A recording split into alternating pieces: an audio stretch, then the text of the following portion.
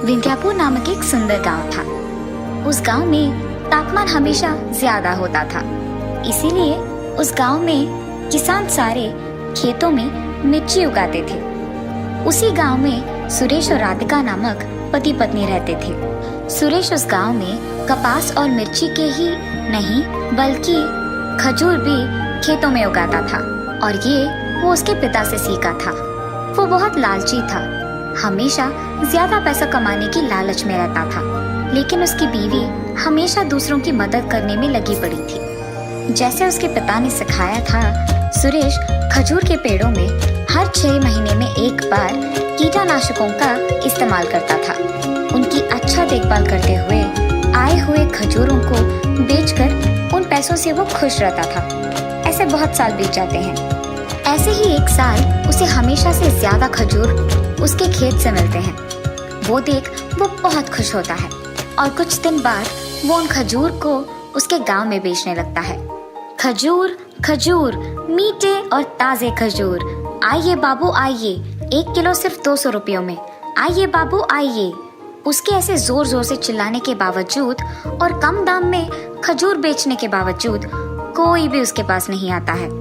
ये देख वो बहुत निराश होता है और अपने आप में सोचता है, बहुत मेहनत करके मैं इन खजूरों को बेच रहा हूँ। इस साल तो पिछले साल से भी ज्यादा आया है, फिर भी कोई भी मुझसे नहीं खरीद रहा है। मैंने तो दाम भी कम कर दिया है, फिर भी कोई नहीं आ रहा है। न जाने क्यों इस सोच में पड़ जाता है। अरे हाँ, मैं अपने खजूर को सिर्फ गांव में बेच रहा हूँ, इसीलिए मुझे बहुत कम पैसे मिल रहे हैं। पर अगर मैं इन खजूरों को निर्यात करूँगा तो मुझे और पैसे मिलेंगे। और इतना ही नहीं, इस साल तो खजूर मुझे बहुत मिले हैं, तो मेरा और भी लाभ हो पाएगा। निर्यात करने पर मुझे बहुत सारे पैसे मिलेंगे।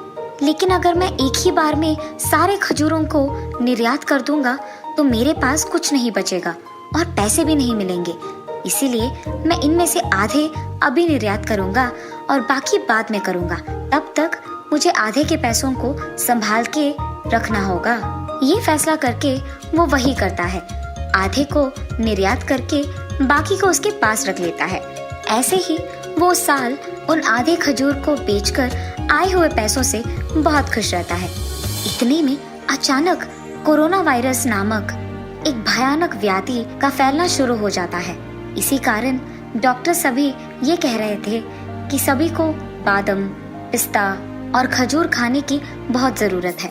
ये सुनने के बाद सुरेश भगवान का बहुत शुक्रिया अदा करता है, क्योंकि उसने उसके बाकी खजूर को बचा के रखे हैं। अरे यार, अगर मुझे पहले ही पता होता कि अचानक इस साल खजूर के दाम बढ़ जाएंगे तो मैं उस आधे खजूर को भी निर्यात ही नहीं करता था, उनको भी यही रख के उन्हें बहुत ज्यादा दाम में बेचता था। चलो, जो हो गया सो हो गया, उसके बारे में दुख होकर कोई फायदा नहीं है। अब मेरे पास जो खजूर बचे हैं उन्हें मैं बहुत अच्छे दाम में बेचूंगा। हाँ, ये फैसला करके उसकी सोच के मुताबिक ही बाकी खजूर को वो गांव में ले जाकर बेचने लगता है। खजूर खजूर, ताजे खजूर, मीठे खजूर, आइए बाबू आइए, 1 किलो का सिर्फ 500 रुपए, आइए बाबू आइए, जल्दी आइए। उसके ऐसे चिल्लाने पर 1 केजी का 500 रुपए होने के बावजूद सारे उसके पास आकर खजूर खरीदने लगते हैं। जब सुरेश की बीवी राधिका को पता चलता है कि सुरेश इतने दाम में खजूर को बेच रहा है, तो वो उसके पास जाती है और ये कहती है, अरे ये क्या जी, आप हमारे गांव वालों को भी दाम इतना बढ़ाकर बेच रहे हैं, ये तो नाइंसाफी है। ऐसे ही चलता रहा तो कोई आपके पास खजूर खरीद नहीं पाएगा। आप ही को सोचकर इसका दाम कम करना होगा ना। राधिका, मुझे किसी की परवाह नहीं है, मुझे सिर्फ पैसे कमाने हैं, पैसे, इसीलिए मैं इसे ज्यादा दाम पे बेच रहा हूँ। ये कह के सुरेश वहाँ से चले जाता है और फिर ऐसे सोचने लगता है, वैसे भी सभी मेरे पास 500 के किलो खरीद रहे हैं, तो क्यों ना मैं दाम बढ़ा दूं, सभी तो आके खरीदेंगे ही ना। ये फैसला करके वो अगले दिन से खजूर को 1 किलो 1000 रुपए में बेचने लगता है। गांव वाले फिर भी उसके पास खजूर खरीदते हैं। ऐसे कुछ ही दिनों में उसके पास मौजूद सारे खजूर वो बेच देता है। आए हुए पैसों से वो बहुत खुश होता है और अगले साल के खेती करने के लिए भी उसके पेड़ों का बहुत अच्छा देखभाल करता है। ऐसे बहुत दिन बीत जाते हैं, लेकिन अगले साल उसके खेत में खजूर को ना उगते देख वो चौंक जाता है। अरे ये क्या, इस साल तो खजूर आए ही नहीं। क्या मैंने कुछ गलती किया है? शायद मैंने ही अपने पेड़ों का ठीक देखभाल नहीं किया होगा। इस बार मैं ठीक से कीटनाशकों का इस्तेमाल करूंगा और अगले साल मुझे खजूर मिलेंगे। ये फैसला करके वो उसकी सोच के मुताबिक ही उसके पेड़ों का बहुत अच्छा ख्याल रखता है। लेकिन अगले साल भी उसके खेत में खजूर नहीं उगते हैं और ये देख वो बहुत निराश होता है। हाय भगवान, इस साल भी खजूर नहीं आए। मेरे पास तो खजूर के पेड़ खरीदने के भी पैसे नहीं हैं। मेरे सारे पैसे खर्च हो गए हैं। अब मैं क्या करूँगा? उस दिन से वो इतना निराश हो जाता है कि उसे पता ही नहीं चलता है कि वो क्या करे। इसी दुख में वो उसके घर पे ही रहता है और इसी बात के बारे में सोच सोच कर वो बीमार हो जाता है। उसके पति को अस्पताल में जांच करवाने के लिए भी पैसे ना होने के कारण उसकी बीवी राधिका बहुत दुखी होती है। कुछ भी करके मुझे अपने पति का इलाज करवाना होगा और उनका जांच करवाना होगा, मगर मेरे पास कोई भी पैसे नहीं है। मुझे कुछ भी करके पैसे कमाना होगा, लेकिन मैं कौन सा काम करूंगी? मुझे तो सिर्फ मेरे पति के खजूर के पेड़ के बारे में पता है, लेकिन वो पेड़ भी अभी खजूर नहीं दे रहे हैं। ऐसे ही वो सोचते सोचते उसके खेत में खजूर के पेड़ों के बीच चलती रहती है। कुछ देर बाद पैर दुखने के कारण वो एक पेड़ के नीचे बैठ जाती है। मुझे याद है कि ससुर जी ने किसी से कहा है कि खजूर के पेड़ सिर्फ 50 या 60 साल के लिए खजूर देते हैं। शायद इन पेड़ों के उन साल हो गए होंगे, इसीलिए कुछ भी करने के कारण वो खजूर नहीं दे पा रहे हैं। लेकिन अब नए पेड़ खरीदने के पैसे भी मेरे पास नहीं हैं और दूसरी तरफ मेरे पति का बीमारी बढ़ रही है। मैं क्या करूं? हे भगवान, कोई तो रास्ता दिखा दो। जिस पेड़ के नीचे वो बैठी थी, उसी पेड़ के ऊपर मधुमक्खियों का एक झुंड था। उसमें से एक मधुमक्खी जादुई थी। वो राधिका की बातें सुनकर बहुत दुखी होती है और वो अपने आप में सोचती है, मैं और मेरा झुंड कई सालों से इन्हीं के खेत के खजूर के पेड़ पे खाते हुए बहुत खुश थे और वो सब इसके पति के कारण ही था। अब जब इसका पति बीमार हो गया है, हमें उसकी मदद करनी होगी। ये फैसला करके वो मधुमक्खी राधिका के पास जाकर उसे पुकारती है, राधिका, राधिका। हाँ, कौन बुला रहा है मुझे? राधिका, मैंने तुम्हें बुलाया। राधिका को फिर भी वो मधुमक्खी ना दिखने के कारण वो जादुई मधुमक्खी एक औरत के रूप में बदलकर उसके सामने प्रकट होती है। कौन हो तुम? मेरे सामने ऐसे अचानक कैसे प्रकट हुई? मैं एक जादुई मधुमक्खी हूँ। तुम्हारे पति के कारण मैं और मेरा झुंड कई सालों से तुम्हारे इन मीठे खजूर के पेड़ों पे जी रहे हैं और वो भी आराम से, और इसीलिए हमने फैसला किया कि आज हम आपकी मदद करेंगे। ये कहकर वो मधुमक्खी राधिका को एक पेड़ देती है, खजूर का पेड़। मुझे पता है कि तुम्हारे पति बीमार पड़े हैं और तुम्हारे पास खजूर के पेड़ खरीदने के भी पैसे नहीं हैं, इसलिए मैंने ये तुम्हारे लिए किया है। ये कह के वो औरत राधिका की आंखों के सामने एक जादुई मधुमक्खी का रूप लेकर वहां से गायब हो जाती है। उस मधुमक्खी के गायब हो जाने के तुरंत बाद राधिका उसके दिए हुए पेड़ को उनके खेत में लगाती है और उस पेड़ को पानी देकर वहां से खुशी खुशी चले जाती है। अगले दिन जब वो उस पेड़ को पानी देने के लिए खेत जाती है तो वहां एक बड़े पेड़ को देख वो चौंक जाती है, और इतना ही नहीं, उस पेड़ के सोने के खजूर भी उगते हैं। ये देख वो आश्चर्यचकित हो जाती है। अरे ये क्या, इस पेड़ को लगाने के एक ही दिन में ये इतना बड़ा हो गया और इसके खजूर भी आ गए, और ये लग रहे हैं कि सोने के खजूर है। मैं इन्हें एक सोने के दुकान को लेकर एक बार दिखाऊंगी, तब मुझे पता चलेगा कि ये असली सोना है कि नहीं। उसके फैसले के मुताबिक जब वो एक सोने के दुकान जाती है तो वहाँ उसे पता चलता है कि वो सचमुच सोने के खजूर हैं। अरे ये तो सच में सोने के खजूर है माता। ये कहकर वो उन सोने के खजूर के बदले में राधिका को पैसे देता है। राधिका उन पैसों को लेकर खुशी खुशी वहां से उसके घर चली जाती है। घर पहुंचते ही वो उन पैसों को अपने पति को दिखाते हुए जो कुछ भी हुआ उन्हें समझाती है। उन पैसों को देख सुरेश बहुत जल्दी वापस पहले की तरह बन जाता है। उसकी बीमारी चली जाती है। राधिका को बेहद खुशी होती है कि उसके पति को अस्पताल में जांच करवाए बिना ही ठीक हो गए हैं। उसके बाद सुरेश को उसकी गलती का एहसास होता है और वो उसके लालच को छोड़ देता है। आए हुए पैसों से वो और भी खजूर के पेड़ खरीदकर उन्हें उसके खेत में हमेशा की तरह उगाता है। इस बार उसके खेत में आए हुए खजूर को वो अपने गांव वालों को कम दाम में देने लगता है, जैसे उसकी बीवी कहती है, और बाकी के खजूर को वो विदेश को निर्यात भी करता है। और उस सोने के खजूर के पेड़ से आए हुए सोने के खजूर को वो सोने की दुकान में बेचकर उन पैसों को भी अच्छा इस्तेमाल करता था, दूसरों की सहायता करते हुए, और एक बड़े घर खरीदकर सुरेश और राधिका खुशी से जीते हैं।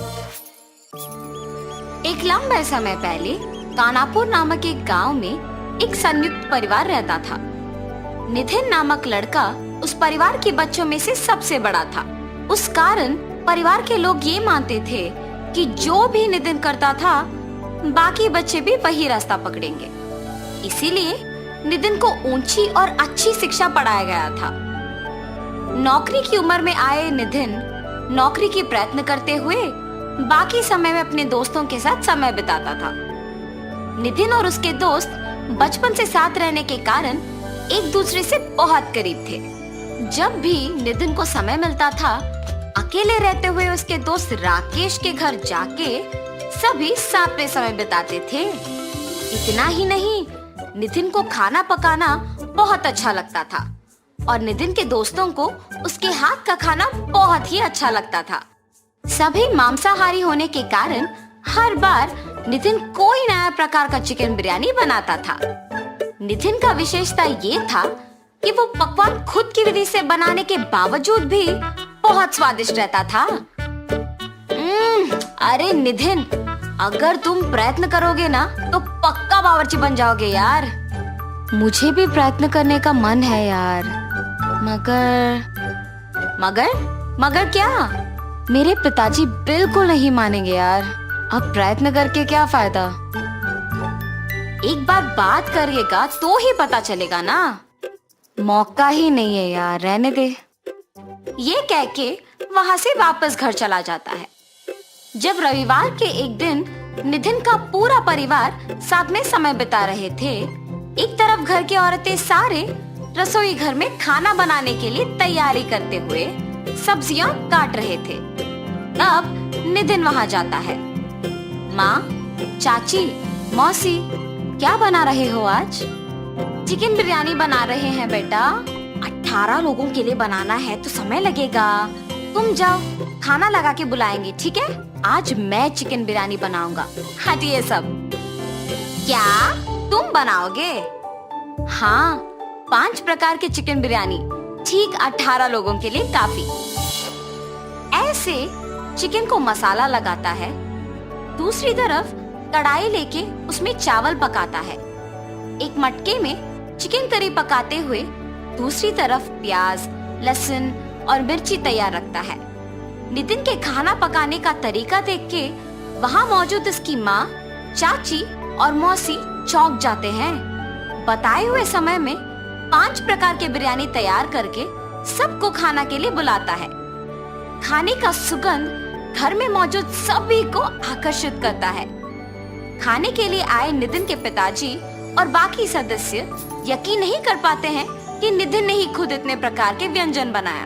अरे नितिन, क्या तुमने ये सब किया है? जी पिताजी, मटका चिकन बिरयानी, चिकन दम बिरयानी, तले हुए चिकन का बिरयानी, नारियल के दूध का चिकन बिरयानी और चिकन खीमा बिरयानी मैंने ही बनाया है। सूखने से पहले ही खाएंगे।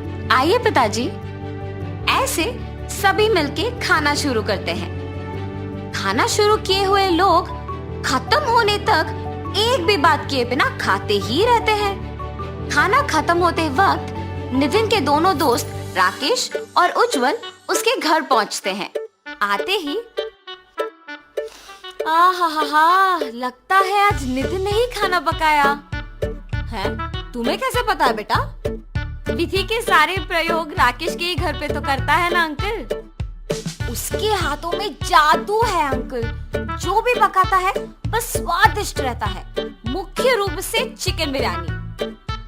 नितिन के हाथ का खाना स्वाद करके और उसके दोस्तों से उसकी प्रशंसा सुन के उसके पिताजी उसकी प्रतिभा पहचान के सोच में पड़ जाते हैं। परिवार के सारे सदस्य नितिन की पाक कला के प्रशंसक बन जाना उन्हें बहुत खुश कर देता है और नितिन को बुला के बात करने का फैसला करते हैं। बेटा नितिन, इधर आओ। तुम्हारे बनाए हुए सारे बिरयानी बहुत ही स्वादिष्ट है। खुद की विधि से बना के भी इतना अच्छा बना पाए हो। मुझे तो पता ही नहीं था कि तुम इतना अच्छा खाना पका सकते हो। अगर मुझे पहले पता होता कि तुम में इतना प्रतिभा है तो मैं तुम्हें बावर्ची बनाने के लिए प्रोत्साहित करता बेटा। पिताजी, सच्ची? मतलब आप जो कह रहे हो क्या वो सच है? यकीन नहीं कर पा रहा हूँ। भैया, क्या बात कर रहे हो आप? मेरे भी बच्चे अब बावर्ची बनने की ठान लेंगे। अरे जीजा जी, बच्चों का भविष्य अच्छा हो इसीलिए तो नितिन को इतनी ऊंची शिक्षा पढ़ाई है। अब आप कह रहे हो कि उसे बिल्कुल असंबंधित काम करो। हमें कुछ समझ नहीं आ रहा। घर के सारे लोग के ना मानने पर नितिन के पिताजी भी कुछ नहीं कह पाते हैं। नितिन को उम्मीद देकर तुरंत उसे निराश कर देते हैं। नितिन बेचारा कुछ नहीं कह पाता है और गम में अपने दोस्तों के साथ बाहर चला जाता है। तब नितिन के दोस्त, अरे नितिन, मेरे पास एक उपाय है। क्या है वो? अगर हम चुपके से एक बिरयानी का टेक अवे शुरू करें तो? वाह रे वाह, ये तो बहुत अच्छा सोच है। वैसे कहाँ लगाएंगे उज्जवल? कहाँ पकाऊंगा और कहाँ बेचूंगा? पकाना मेरे घर में करो, तुम्हें आदत भी तो है। और बिरयानी का टेक अवे हम उज्जवल के लस्सी के दुकान में ही लगाएंगे। खाना पकाने के लिए और बेचने के लिए क्या इससे अच्छा स्थान मिलेगा तुमको? हाँ, मगर निवेश, व्यापार का प्रक्रिया, ऐसे बहुत काम है। हाँ, हम सबके बचे हुए पैसों के साथ धीरे से शुरुआत करेंगे। पहले दिन के आए हुए पैसे ही दूसरे दिन का निवेश होगा और आगे के दिनों के लिए वही प्रक्रिया भी बन जाएगा। इतने शुभ काम के लिए परेशान क्यों हो रहे हो तुम? ऐसे तीनों दोस्त फैसला करके अगले दिन के लिए तैयारी करते हैं। राकेश और उज्जवल किराना चीजें लेकर आते हैं। नितिन राकेश के घर पे बैठकर नए व्यापार के लिए विधि और प्रक्रिया का तैयारी करता है। राकेश और उज्जवल मिलके लस्सी सेंटर में बिरयानी का टेक अवे बोर्ड लगाते हैं। अगले दिन सुबह नितिन राकेश के घर के लिए निकलता है। वहाँ मौजूद चाकू और बाकी सामग्री तैयार रखता है। नितिन उसका प्रतिभा दिखाते हुए सिर्फ उसके काम पे दृष्टि लगाते हुए स्वाद कम ना करके चिकन को मसाला लगाता है। चिकन दम बिरयानी के लिए मसाला लगाए हुए चिकन को थोड़ा सा तेल में फ्राई करके दही को ऊपर से डाल के रखता है। ऐसे ध्यान से सारे व्यंजनों को बनाता है। राकेश और उज्जवल को बुला के बिरयानी उनके साथ दुकान को भिजाता है। लस्सी पीने के लिए आए हुए लोग वहाँ बिरयानी का सुगंध अच्छा लग के बिरयानी खरीदना शुरू करते हैं। पहले ही दिन सारा बिरयानी बिक जाने पर नितिन को अपने आप पे भरोसा आता है और दूसरे दिन के लिए तैयारी करता है। ऐसे कुछ ही दिनों में उज्जवल लस्सी सेंटर में बिक रहे बिरयानी बहुत प्रसिद्ध होता है। ऐसे ही नितिन के पिताजी तक ये बात पहुंचती है। गांव वालों का उस बिरयानी के बारे में बात करना और प्रशंसा करना सुन के उन्हें शक आता है। उज्जवल को मिलके सच जान लेते हैं। बेटा को प्रोत्साहन करना उन्हें सही और जरूरी लगता है और इसीलिए नितिन को बुला के बात करते हैं। बड़े पैमाने पे पारिवारिक सामंजस्य नितिन के लिए चिकन बिरयानी टेक अवे का दुकान खुलवाते हैं। नितिन भी उसके पिताजी का भरोसा को बनाए रखता है और दिन ब दिन प्रसिद्ध होते ही रहता है।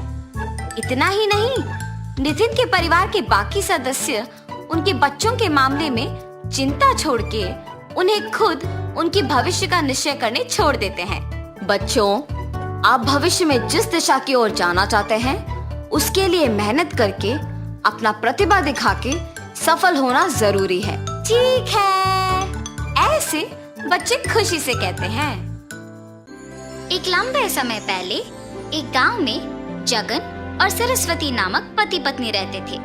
उनका ऋत्विक नामक एक होशियार बच्चा भी था। उनके खुद का एक होटल भी था।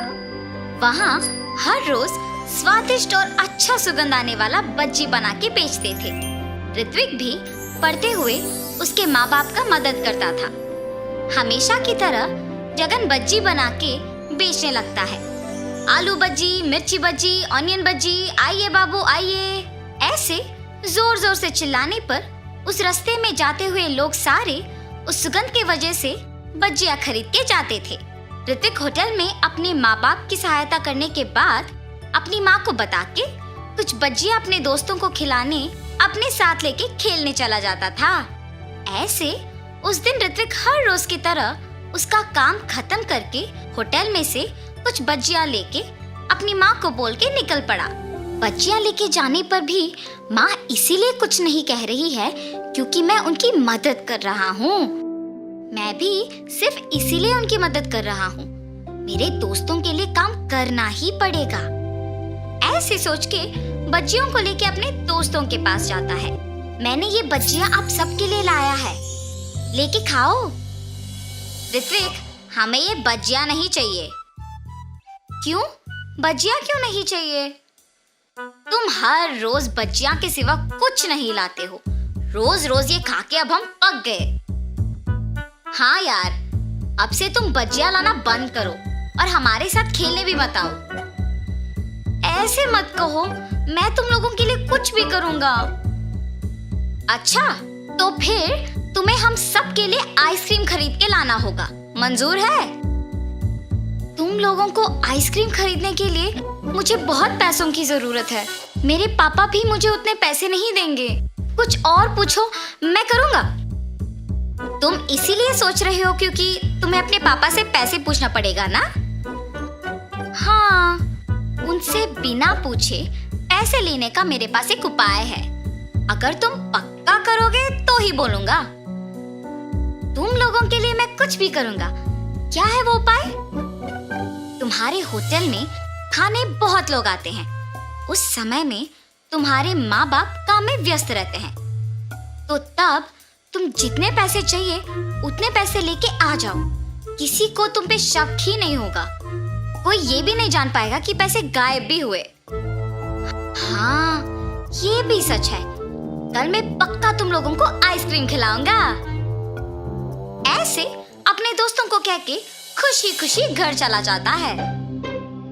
अगले दिन जब उसके माँ बाप काम में लगे हुए थे, ऋत्विक किसी को दिखे बिना चुपके से पैसे लेके अपने दोस्तों के पास चले जाता है। मैंने कहा था ना कि तुम सबको मैं आज आइसक्रीम खिलाऊंगा।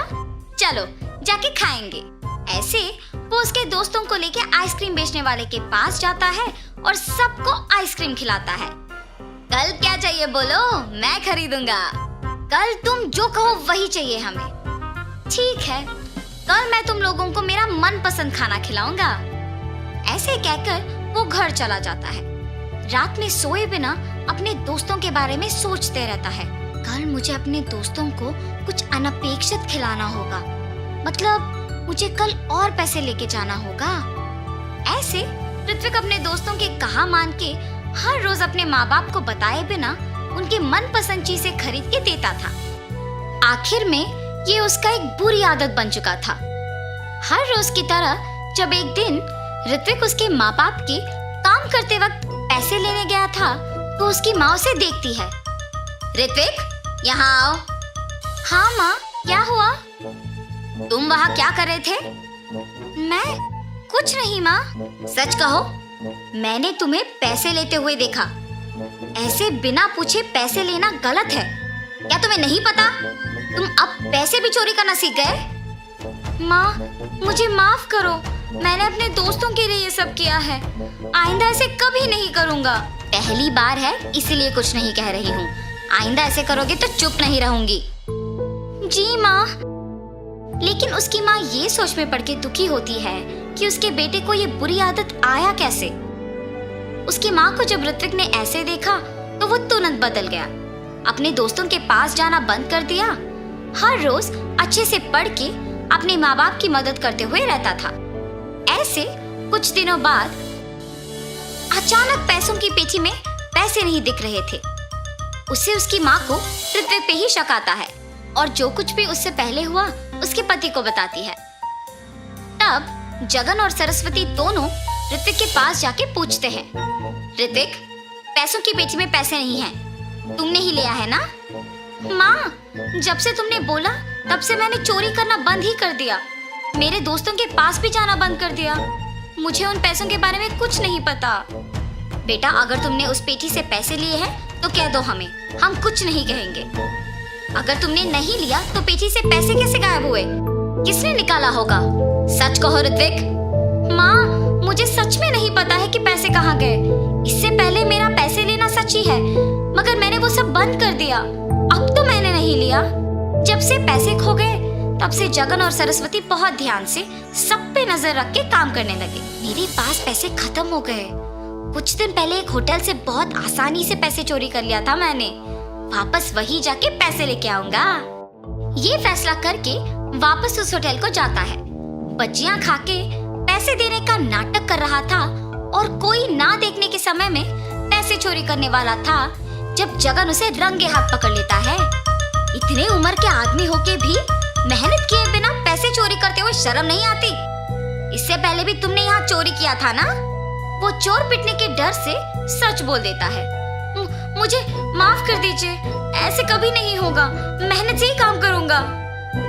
चोर को उसकी गलती का एहसास होने पर जगन उसे माफ कर देता है। ऋत्विक पे उसकी गलती के बिना शक करने के लिए उसके माँ बाप दुखी होते हैं। आप लोग दुखी क्यों हो रहे हो माँ? उस दिन मैंने तुम्हें तुम्हारी गलती के बिना शक किया और आज तुम्हारे पापा ने असली चोर को पकड़ा है। मुझे तुम पे शक नहीं करना था बेटा। मुझ पर शक करने की वजह तो भी मैं ही हूँ ना माँ। अगर मैं वो नहीं करता तो आपको मुझ पे शक नहीं होता। आपने मुझे मेरी गलती समझाया, इसलिए मैंने वो करना छोड़ दिया, वरना मैं शायद बड़े होके भी यही करता। आइंदा ऐसे कभी नहीं होगा माँ। तब से जगन होटल में सावधान रह के काम करने लगा। अलग प्रकार के बच्चियां बनाना शुरू करके उन्हें बेच के खुशी से जीने लगा। उनका व्यापार भी अच्छा चलने पर सभी खुश थे। तो इस कहानी का नैतिक क्या है? गलती चाहे एक ही बार किया हो, लोगों से भूला नहीं जाता। इसीलिए गलती पहली ही बार नहीं करना चाहिए। सोच समझ के कदम उठाना चाहिए।